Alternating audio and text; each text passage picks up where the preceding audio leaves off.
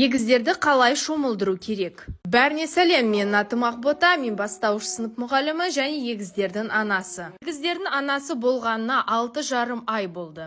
Осы 6,5 айдың ішінде түсінгенім, балаларды бірге жуындыруға әлі болмайды. Егіздерді бірге 9-10 айынан бастап бірге жуындыруға болады. Әрине неше түрлі лайфхактарды қолданып, отыратын заттарды қолданып, екеуін де бірге жуындыруға болушы еді. Бірақ екеуін бірге жуындырамын деп өзіңіздің шашыңыз ағарып кетеді. Балаңызды асықпай, таза, жақсылап жуындыру үшін біреуін мультик көрсетіп қалдырып кетсеңіз немесе ойнатып қалдырсаңыз болады. Екіншісін сол уақытта 10 минут немесе 7 минуттың ішінде асықпай, жақсылап жуындыруға болады. Сонымен қатар судан алып шыққан кезде ыңғайлы. Ал егер екеуіңіз бірге жуындыратын болсаңыз, қайсысын бірінші шығарам, қайсысын екінші шығарам деп миыңыз қатып отырады. Ванныйдың 20% ғана суын толтырып, ванныйдың 20% толтырып, ыстық суын барлығын жақсылап қараған соң, және де қыздардың сүлгілерін, киімдерін алдын ала дайындап қоямын. Жуындырып жатқан кезде балаңызбен әңгімелесіп, оны күлдіртіп, ойнатып тұрыңыз. Сол кезде балаңыз ешқандай стресс алмайды. Суға, ванныйға тез үйренеді.